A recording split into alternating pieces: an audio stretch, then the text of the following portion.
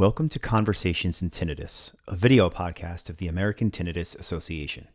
The American Tinnitus Association is a public charity under Section 501c3 of the Internal Revenue Code, a charity dedicated to research, advocacy, education, and support for people living with tinnitus, including their families. Conversations in Tinnitus video podcasts reflect our mission to amplify the patient voice, showcase evidence-based and promising emerging treatments, and highlight cutting-edge research. All of this is made possible through your generous support. Thank you.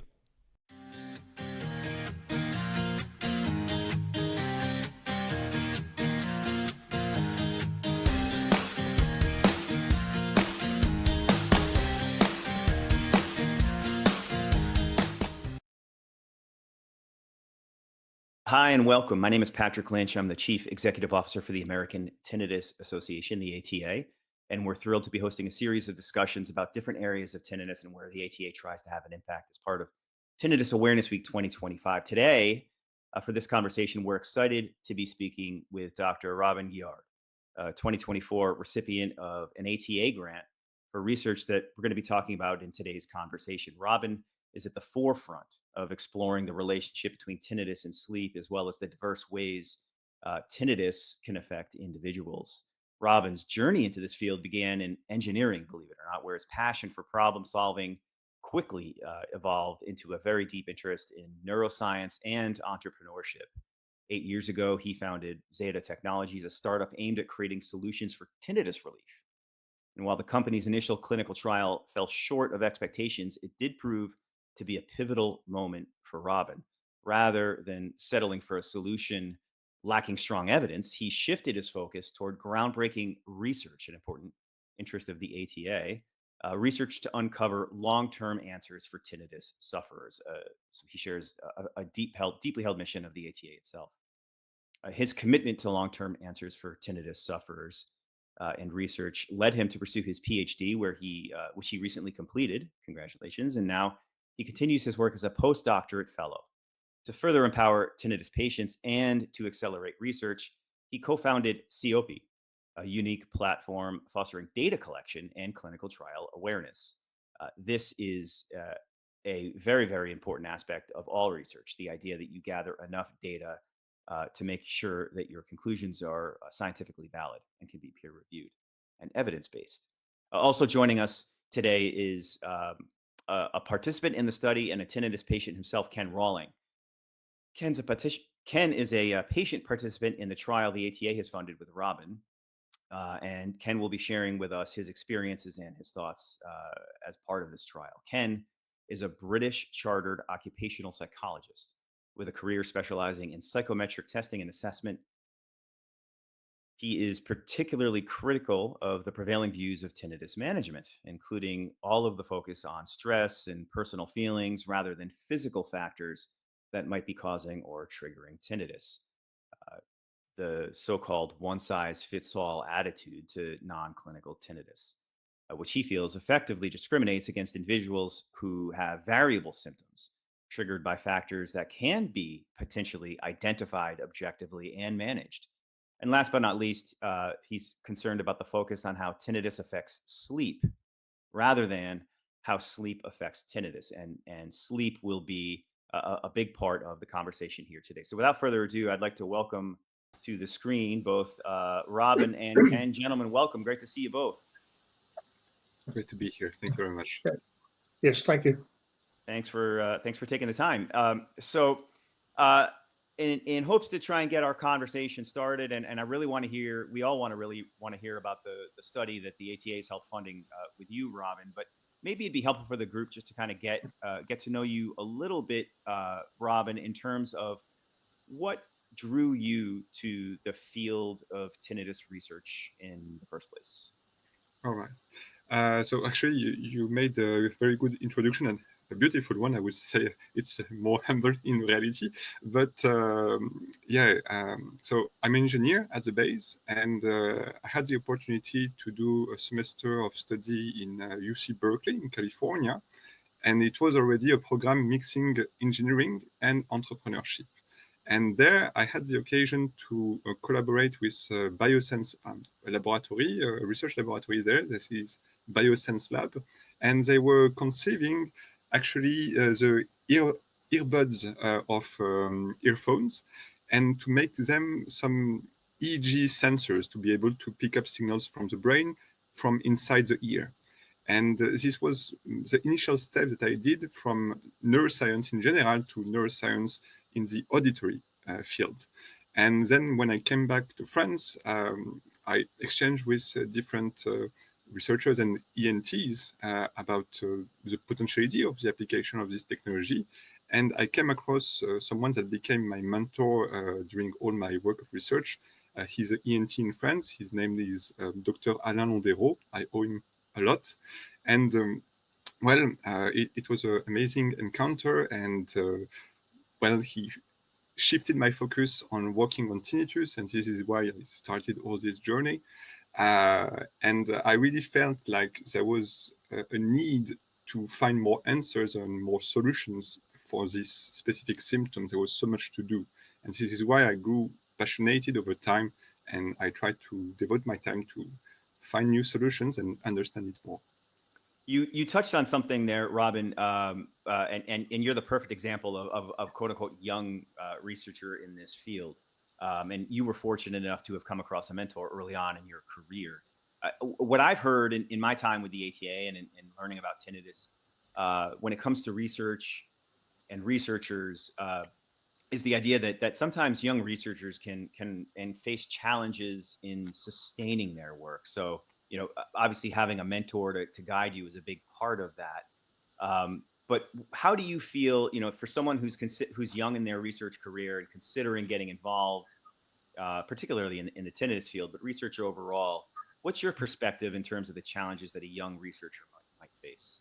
Yeah, I can testify on that, but I want to first say that among my peers, I can consider myself very lucky. I had some funds to make my research, and for almost without any discontinuity, and this is a lot of luck.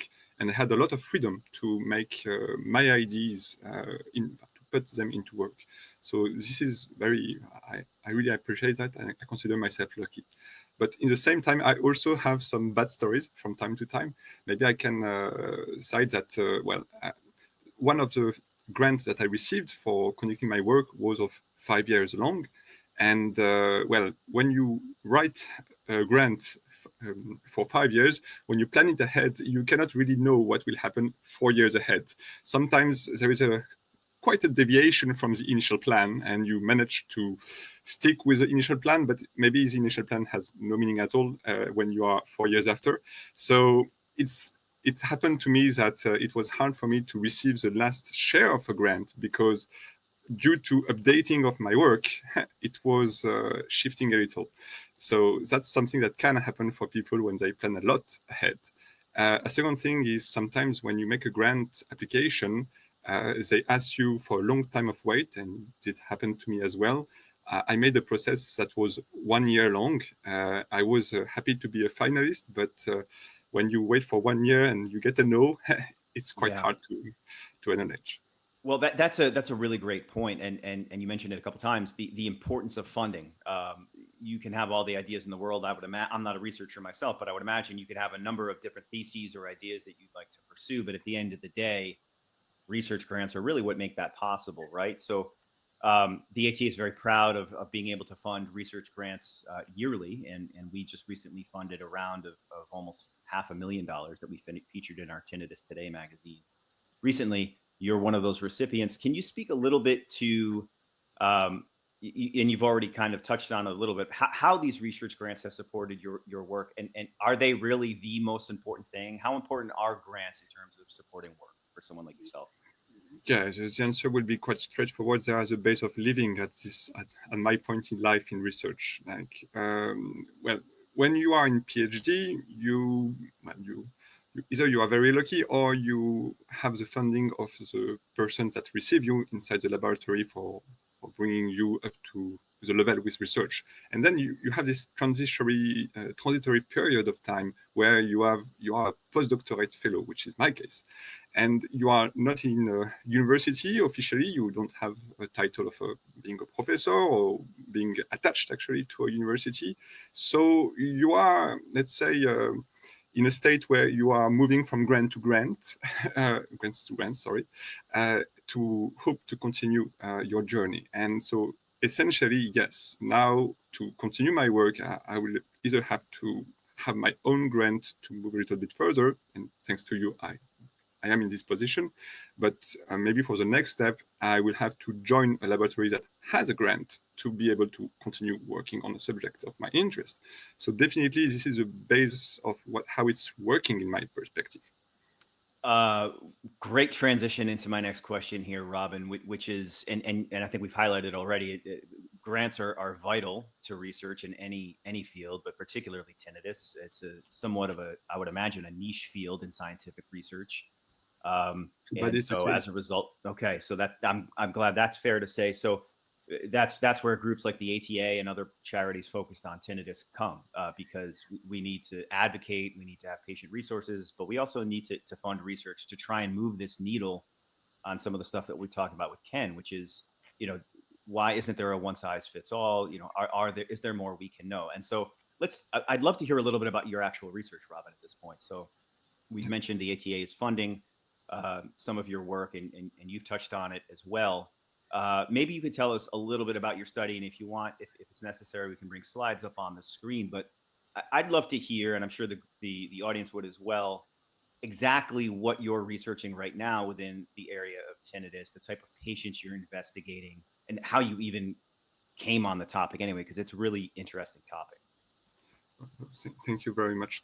I just want to mention also that more than simply a participant and a patient, Ken is really a collaborator of this study that we are conducting, that I would mention, that would present, sorry. Sorry about that, Ken. Thank you. I've got you on the screen here too, Ken. So don't let me minimize you too much there, Ken. My apologies, sir. He will be a co-author of the publication that I hope we will do soon. So I owe him a lot. So please, also importantly. But wonderful, thank you. I can, yes, make an overview of what we have been working so far. All right, so if it's working, so to start with, as you have mentioned already, Patrick, tinnitus is quite heterogeneous. It says that there are several manifestations of the symptoms, and well, quite some comorbidities coming with it. And around 1 out of 5 tinnitus patients, they will describe that when they do a small nap in the afternoon and when they wake up from the nap, tinnitus will be somehow very worse. It can either be transient, like for 10 minutes, and then it comes back to normal, or it can last until the next sleep episode of the night. And this is quite weird. When we do a nap, we expect to feel better. We feel less tired. So why is it that tinnitus would rise? So this is firstly what I have been studying. But even more precisely, there are some people, more rare, actually Ken will testify about what this is about. But some people, they say that depending on the day and depending on sleep somehow, when they wake up in the morning, either they will hear their tinnitus or it will be a day without tinnitus. And it's decided when they open their eyes, when they wake up. And if it's a day without tinnitus, if they do a nap, it might trigger it, and then it will last until the next sleep episode. So, and it's weird because it's also dissymmetric between what happens during the naps and during the nights. So, well, this is something that we have been studying for now quite a while with our team in France. And I will only mention first very shortly a study, but then the work that we have done with Ken and recently through the ITA grant. Okay, so first, 2 years ago, we wanted to investigate really why naps would modulate and potentially increase tinnitus. So we did a study in a hospital in Paris where 37 patients came for 2 days at the hospital, and they did in total 6 naps attempts. And our goal was to measure the tinnitus before and after each of the naps, and we wanted to correlate the variation of tinnitus between before and after the nap with a lot of physical parameters, not only the muscles, but also what happens during the nap. And we did also some hearing tests, actually a lot of variables. And I will make it very short, but what we found was interesting was that when during the naps, the patient would snore or would have sleep disorder events such as sleep apnea, then it would correlate with the variation of tinnitus. The more they snored during the nap, the higher was the tinnitus at the end of the nap. And well, actually, I will not have the time to present exactly why it would do like that. We have hypotheses with somatosensory modulation through a muscle in the throat, which is called the tensor veli palatini. But, well, to make it short, it's a work under progress. And as we found that, we think that maybe with the patients that describe having higher tinnitus after a nap, it would be interesting to make a diagnosis to see if they have snoring or sleep apnea that needs to be treated.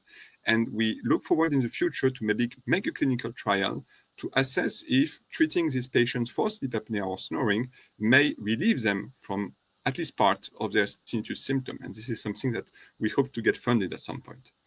But now to speak about more the research that I've been doing and on the thanks to the ATA grant, it's a question about the modulation of tinnitus from day to day.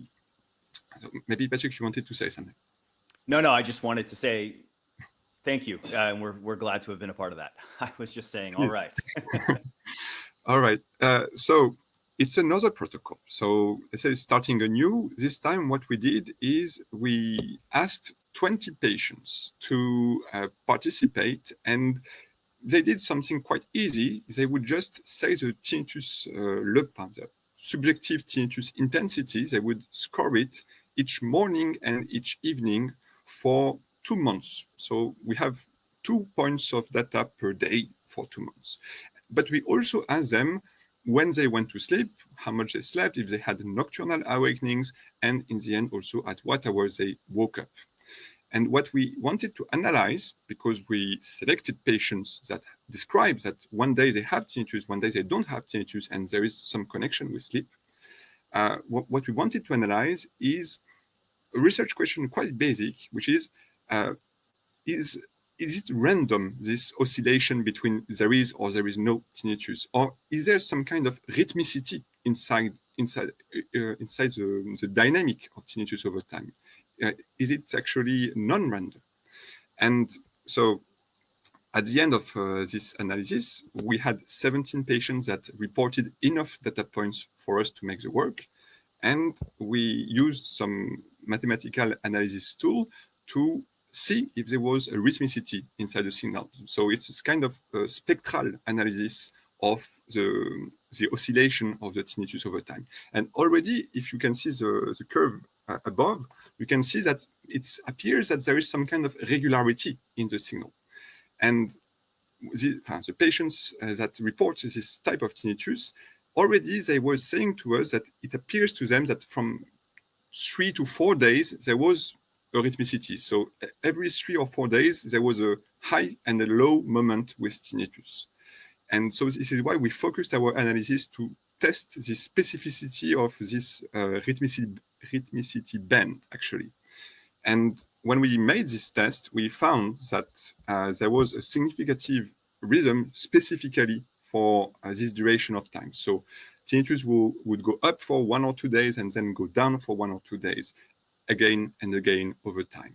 But we also found that there was actually this dissymmetry between naps and nights. So when it was a nap, there was always an increase of tinnitus. And when it was a night, there was a larger variation of tinnitus intensity compared to days without sleep. But it would go in both directions, either an increase or a decrease. All right. But it was not, we did not stop there because I had the opportunity to exchange with another researcher in Germany, and he had a database of patients that reported tinnitus over time, actually a very large database. And inside this database, he had also questionnaires that enabled me to spot patients that presented the same symptoms of intensity variation related to sleep. So when in this database, we selected a subgroup of patients that had the same symptomatology, and we made actually a replication of the studies that I just presented, a prospective study that we just did, then we were happy to find exactly the same results. There was also a significant rhythmicity, specifically of 3 to 4 days. But there was actually also a small feeling of a rhythmicity on a weekly basis, which is not surprising if we consider that we have a social life that can be have some variations over the rhythm of a week. And also in this additional replication study, we selected 2 other groups of patients as controls. One group that was saying my tinnitus is always constant, and without surprise, we didn't find any rhythmicity inside this group. This is the control group 2. But we also selected a population that said, I have intermittent tinnitus, but there is no connection with my sleep inside their questionnaire data. And when we looked at this population, surprisingly, we also find a rhythmicity of 3 to 4 days, and also rhythmicity of a week, so 7 days. So this population, we have a question mark about what happens for them, but definitely it appears that there is a relationship between the modulation by sleep and this specific rhythmicity. Above all, because there was a last step that we did. The German researcher I was working with was challenged me a lot. And so he told me, let's push it a little further and let's make a reverse analysis. So now you take in the database in Germany, all the patients that have this specific rhythmicity of 3 to 4 days. And you compare these guys in terms of etiology of symptomatology with everyone else in the database and see what are the symptoms that appear when we compare the guys that have the rhythmicity and the guys that don't have the rhythmicity. And very interestingly, what we find is it's exactly the profile of symptom that we have been studying. So patients that describe modulation by naps, modulation by sleep, modulation by stress also actually, and a profile of variation of tinnitus over time. So really there is some kind of reciprocal link between the profile of symptom and the fact that a rhythmicity is present. But it opens the question, what is this rhythmicity? What is a biological phenomenon that creates an oscillation of 3 to 4 days? Actually, I really didn't know at some point. I was looking everywhere in the literature and no one is talking about a rhythm of 3 to 4 days. Some people are calling it a circa semi-septan rhythm, but well, looking at the literature, there is nothing really consistent about a rhythmicity like that in all my investigation. But this is where actually I discussed that a lot with Ken, and we made some additional observations, but I will let him present a little what we tried. Please, Ken.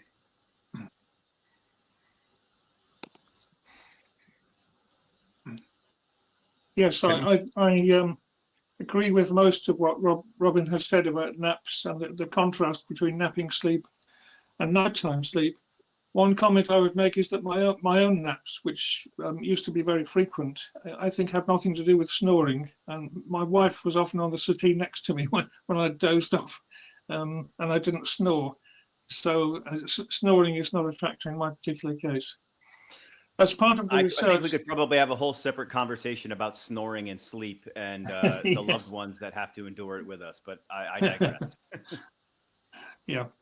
Do you want to know a little bit about the background of my own tinnitus first? Yeah, please, Ken. Actually, before we go through some of the slides, maybe Ken, if we could hear just a little bit from you and what your story is just so fascinating on its own. Maybe you could share with us for just a brief moment, how long you've had tinnitus and what led you to participate in this study that we're talking about here today.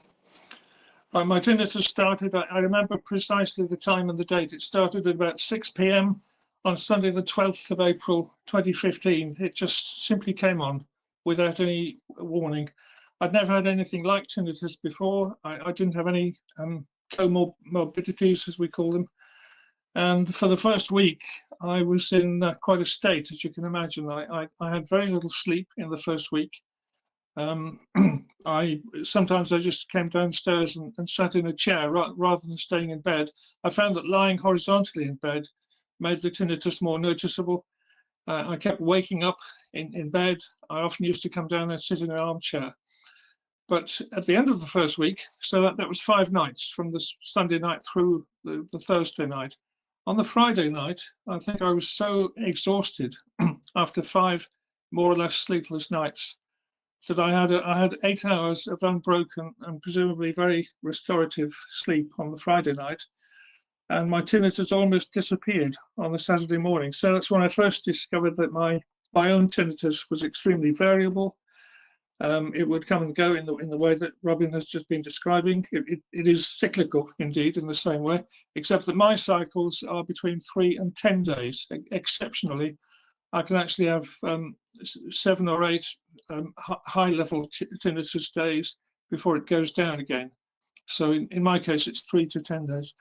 So on that Saturday, that's just about a week after the tinnitus started, I'd already come to the conclusion that sleep was a major factor in governing my own tinnitus, and so it was. And from that point, I suppose because I had the time to do it, I was determined to carry out what you would call single subject research on my own tinnitus. So I kept very detailed records. I kept detailed records of my sleep each night, even from the first week or two after it started. And of course, a record of the daytime variations and so on. I also looked at food and drink items as being, because I did a lot of internet searches.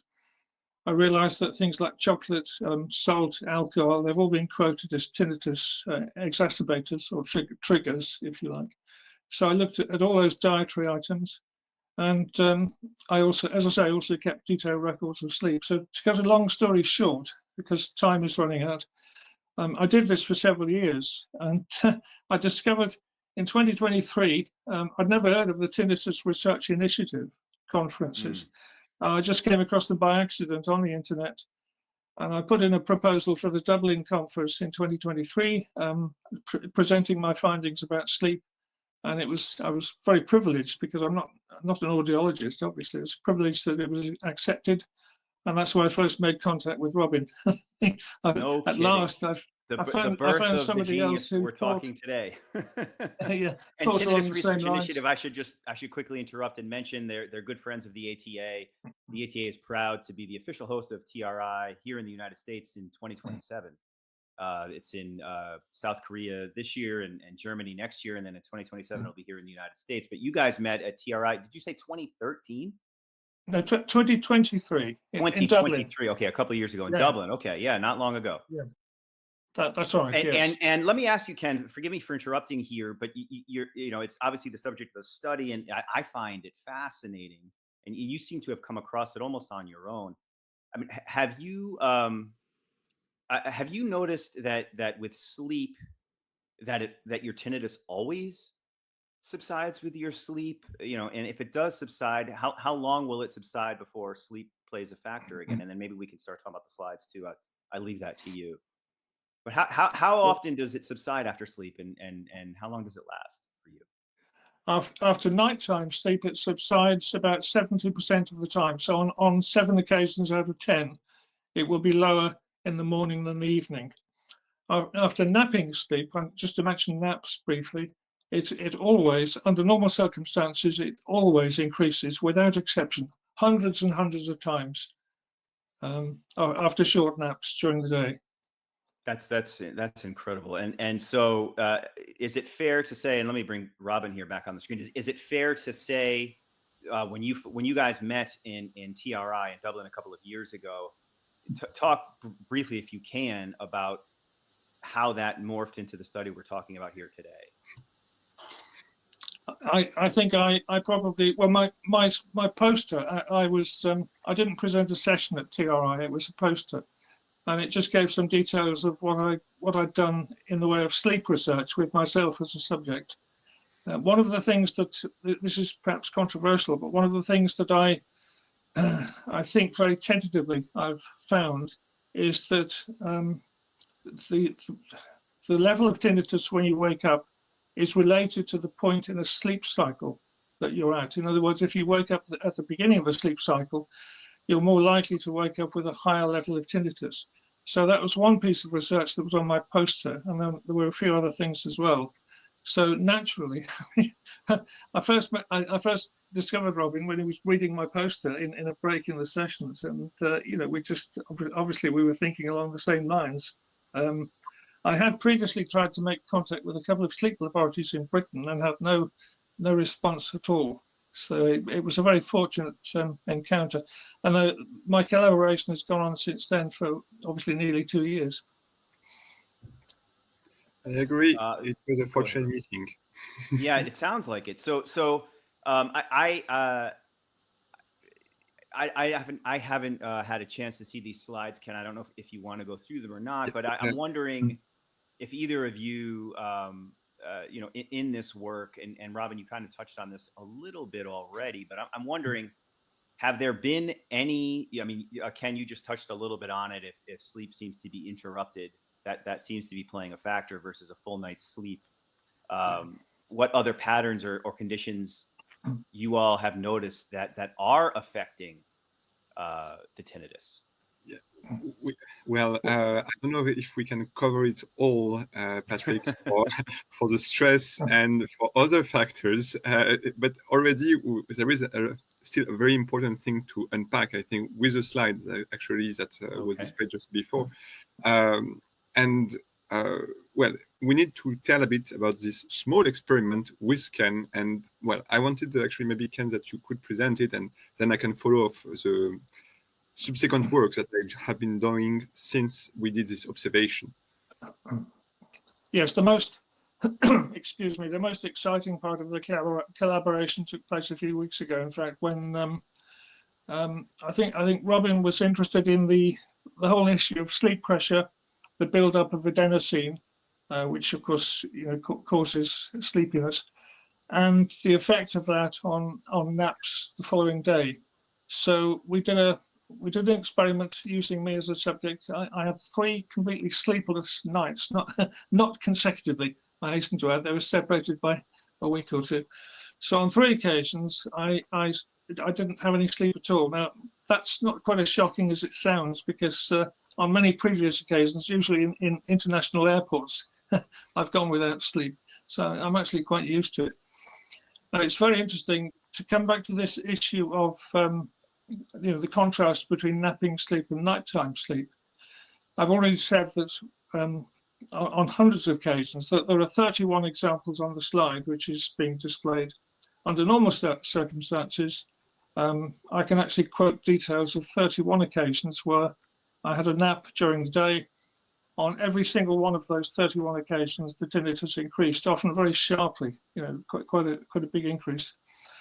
After the 3 sleepless nights, and this is very interesting, after 3 sleepless nights, Robin had me do a nap at 3 p.m. so that it was the same time of each day in terms of circadian rhythm. So that was 3 o'clock in the afternoon. This is following a night almost completely or completely without sleep. I know it's a very tiny sample, but on all 3 of those occasions, as you can see on the slide, my tinnitus level actually reduced after the daytime nap, which has never happened before. I think that's quite an interesting finding, because it's certainly very thought-provoking. It seems to suggest that if you have a high build-up of sleep pressure, which you obviously do after a sleepless night, that can have a positive effect on tinnitus. And there are many possible reasons for that, but for many years, I have thought from my own research, I've thought that deep restorative sleep is absolutely key in curbing tinnitus. Is that something that we found in the study, the deep restorative sleep? I mean, maybe you guys can touch a little bit on some of these findings that we found. So deep restorative sleep, it sounds like, is a major finding that you both have found. Yeah. Yes, it does. So maybe I can build up on that and add a small layer. This was very interesting. We looked into that because we came interested with this notion of sleep pressure, the fact that when you stay awake for long, your body aches for getting some sleep, and there are some physiological activities that have the trace of that. And so the higher you are, the more you are tired during the day, then when you go to sleep, the deeper you will go. And this is maybe what had played a key part in the experiments that we just had with Ken, is when we interrupt sleep after 90 minutes when he had a sleepless night before, then we stop at a point where his sleep is very, very deep. And making this interruption is surely, and I have respect for you on that, it's surely not a pleasant experience, but it had actually the virtue of maybe alleviating or suppressing tinnitus, which was not the case when you do a nap shortly actually after you woke up in the morning. You have less sleep pressure and you enter less deep sleep. But just to come back to the slides, and it will be the last time I'm sure, or maybe not, but actually I did also a further study after this observation with Ken on the data we had recorded, and to analyze with this sleep pressure hypothesis. So what we did is, thanks to the sleep agenda of the 17 patients, we could constitute a curve like the one you have on the screen, where when the curve is up, it's the night and the patients are sleeping, and when the value is 0, they are awake, it's the day. And thanks to that, we can make a simulation of what is sleep pressure over time and how it fluctuates across the day. And thanks to that, we can also know how was the sleep pressure at the time of going to bed and how it is when they woke up in the morning or during a nocturnal awakening. And when we combine this data with the level of tinnitus that the patient have declared through time, and this is only an excerpt for one patient, then when we look at the correlation between the sleep pressure level at the time of the awakening, so the green curve, and the intensity of tinnitus in black, then when we make this analysis of correlation for the 17 patients, we find there is a correlation. So actually, it's a negative correlation, meaning that when you interrupt sleep with a high level of sleep pressure, meaning also that probably you interrupt them in a state of quite some deep sleep, when there is this residual maybe deepness of sleep when they wake up, so they come back from afar, then maybe it has a potential to alleviate or actually, in their case, completely suppress the tinnitus when they wake up.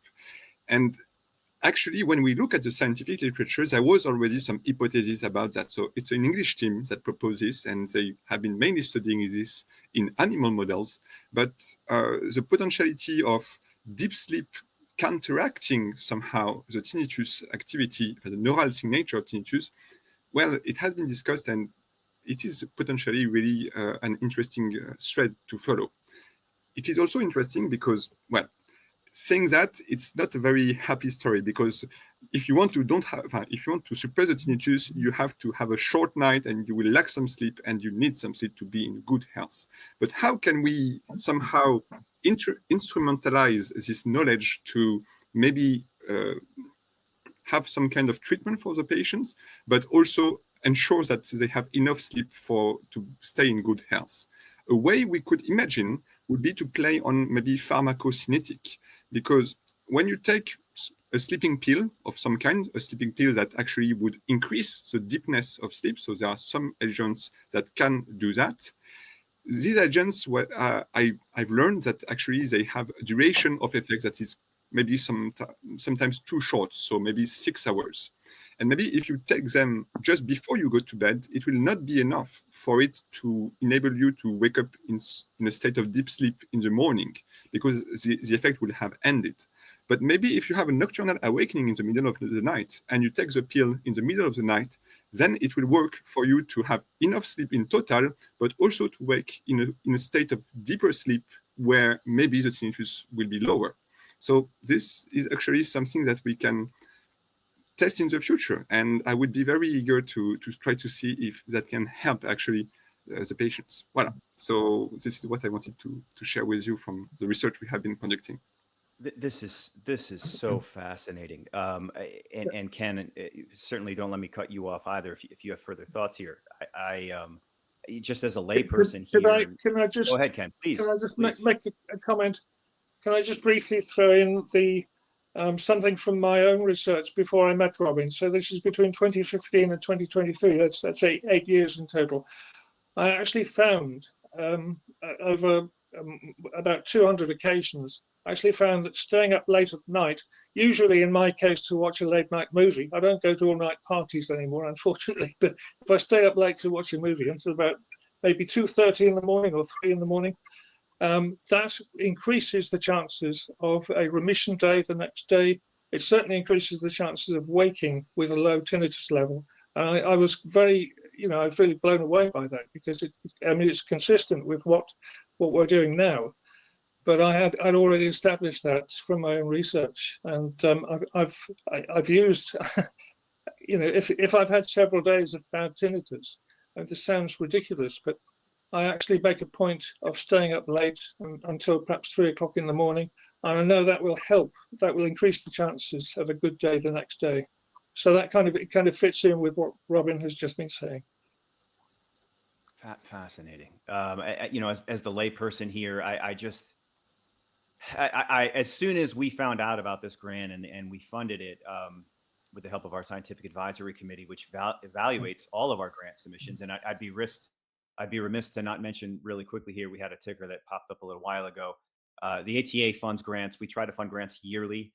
Our funding round is about to kick off for 2025. So starting in February, which is when this will be posting during Tinnitus Awareness Week, if anyone has any great ideas like sleep and tinnitus, and they may want to apply for a grant like Robin and Ken did, they can check out ata.org to submit their own personal grant. But when it comes to this study and this grant, you guys have covered so many fascinating ideas that we just don't have enough time to cover.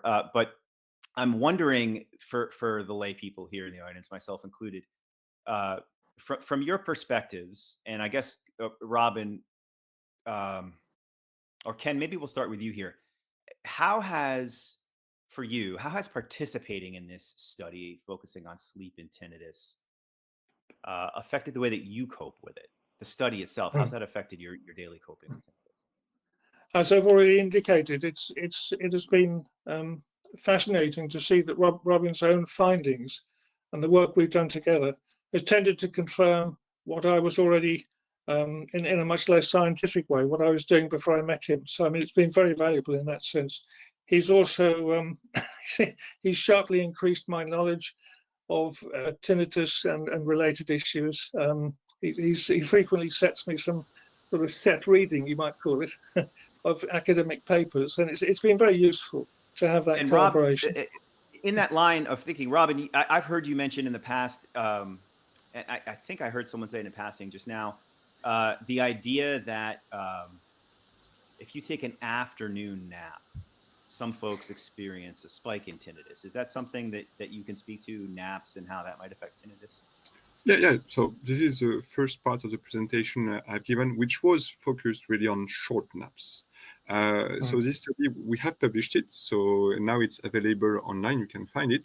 And when they do short naps, yes, it tends to go to an increase. And we found that over the whole group, we had the correlation with snoring and sleep apnea, which in some cases cannot be maybe the true reason, maybe in the case of Ken. But also, what I think plays a role is that when you do a short nap, you don't have the time to go in such a deep sleep. And maybe also snoring and sleep apnea will prevent you from attaining this deep sleep that has the potential to lower your tinnitus down. So, well, I want in the future to be able to maybe focus more on this hypothesis of sleep depth. And the fact that when the blurring is weird on my head.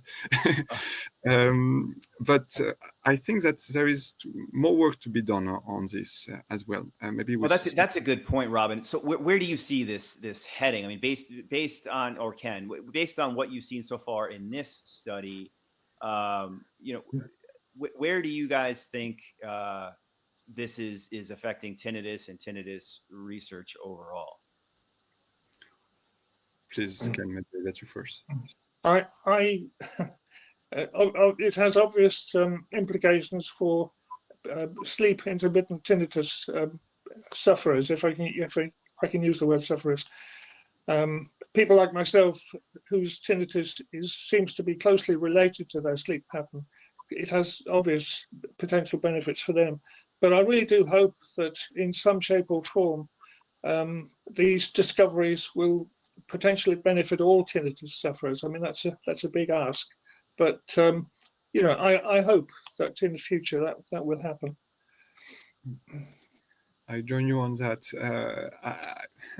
Actually, the fact that when we replicated the study on a sample of intermittent tinnitus patients, we found actually the same rhythm of 3 to 4 days. So maybe at least some part of the results that we have been studying can apply to them as well. So we have to look more into that. But in terms of perspectives for the future, I tried to mention 2 of them in the presentation.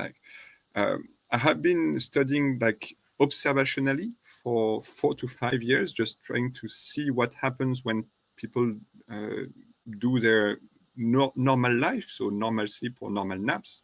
But the future is maybe also about now, as we have better understanding of what is happening, trying to intervene and to act on maybe changing the tinnitus.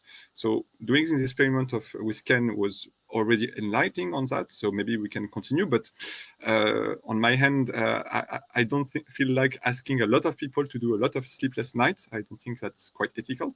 So we'll see about that. That would be an interesting one to see, though. You could make a documentary out of that. No.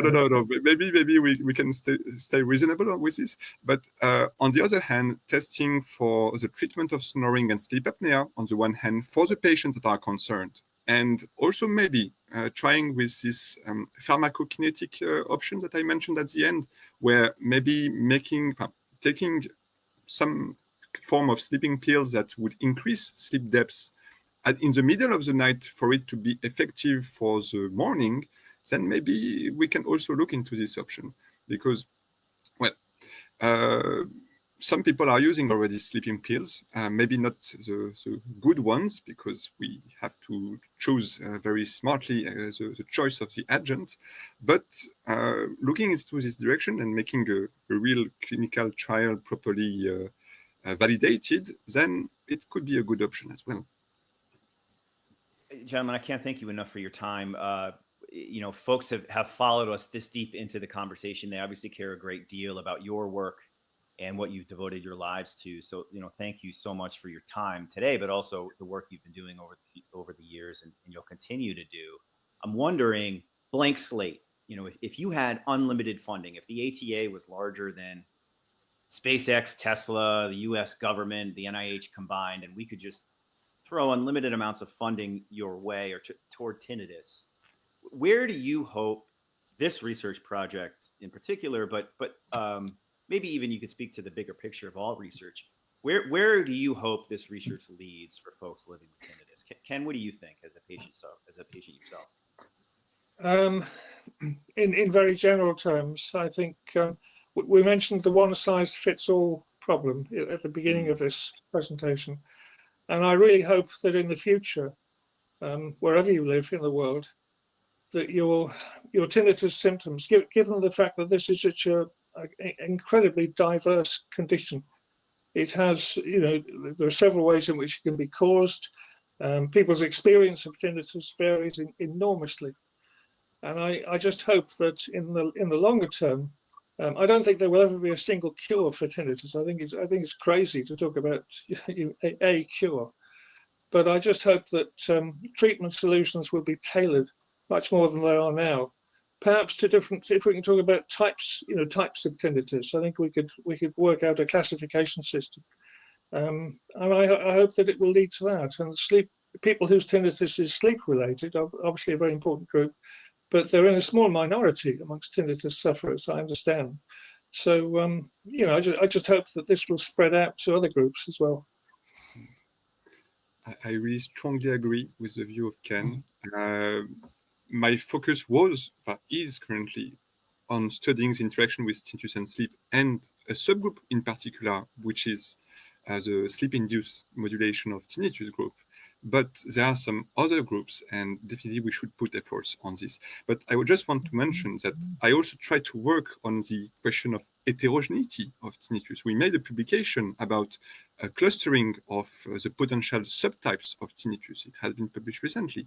But also, as a researcher, I can be frustrated from time to time to not have enough impact for the patient directly. And this is why we launched this initiative of this app, which is called CIOPI. And the base of this app is to address the situation of the heterogeneity of tinnitus. For every patient, to be able to find other patients that have the same symptoms as he has or she has, and to benefit from the experience of the people that tried different treatments depending on the profile of symptoms and find what works in your specific case. And this is what we try to do on CIOPI. You answer a questionnaire about your profile of symptoms, and we match you with people that have the same symptoms as yours, and you can see what has worked and what has not worked for each of them. This is partly something that helps, but definitely if we have immense amount of money to conduct more research on tinnitus, we should tailor focus our effort on the specific subgroups and find tailor solutions for each of them to be specifically efficacy. Sorry, I really have the efficacy and the efficiency. I probably both, right? So this is we're coming up toward the end of our time, and Robin, I would love to keep having conversations with both of you, Robin and Ken, but I think technology, obviously, I don't think it's obvious that technology is going to continue to play a massive role in tinnitus research and tinnitus care, and so I applaud you for taking the first steps here. CIOPI is a really interesting tool that hopefully we can learn more about and maybe even get more involved with in the future. I want to thank you both for your time, and part of and maybe we can regroup later this year, Robin, once the study continues to progress, Robin and Ken, and we could talk more about the findings and why that might matter to the layperson. We've seen numbers as high as between 50 and maybe even 70 million people in America alone who have some version of tinnitus on that tinnitus spectrum we keep talking about. And Ken, you touched on defining the levels of tinnitus, and that's a whole nother lecture in and of itself. But I would love to hear more about how the study's been going, and I know our donors and our stakeholders would love to hear that too. So if I could be so bold to invite you back maybe in a few months, both of you, we can talk a little more about how the study's been going. We'd love to hear that. I look forward to it. Thank you both. And I just want to take this chance as well to remind folks, if you're a researcher or a scientist and you're this deep into the conversation, by the time you're watching this, it's likely our grant application window has opened. So please just visit ata.org, or you can see the longer link there at the bottom of the screen, ata.org/apply-for-ata-grants. Just go to ata.org. That might be easier, but you'll find our grant application process. And we'd love to find the next Robin and Ken out there because that's why the ATA is here. And if you're interested at all in supporting some of this work, perhaps you're not a researcher, but you'd like to donate to research, you can also always visit ata.org. We're always looking for support. The ATA cannot give what it does not have. And the work that we just talked about for the last 50 minutes or so with Robin and Ken is only made possible because of donors. This conversation does not happen without donations. So thank you to our existing donors. Thank you to our founder, Jack Vernon, who is a researcher himself, and Charles Eunice, who was a patient himself. So in a lot of ways, the story here today really does echo the ATA's founding, which is really beautiful. So thank you to our donors, Robin and Ken. Thank you to you. If you're a patient and you've gotten this far in the conversation, we also just want to remind you, 1-800-634-8978. We have a tinnitus hotline that also is entirely supported by donors for folks who have more questions or want some resources in their area. So, gentlemen, thanks again. I don't know if you have any closing thoughts, but I leave it to you. But on behalf of the ATA and our donors and our stakeholders and our patients, thank you so much for everything you do. It's really fascinating to hear about. Thank you. That was very enjoyable. All right. Thanks, guys. We'll see you both really, really soon. In the meantime, visit ata.org for more information. Check out ciopi.ai if you want to hear more about that app. And we're going to send some updates both in our magazine, our social media, and on our web on Robin and Ken's work. So thank you, everyone, and thanks for the opportunity. Thank you. please consider a donation today.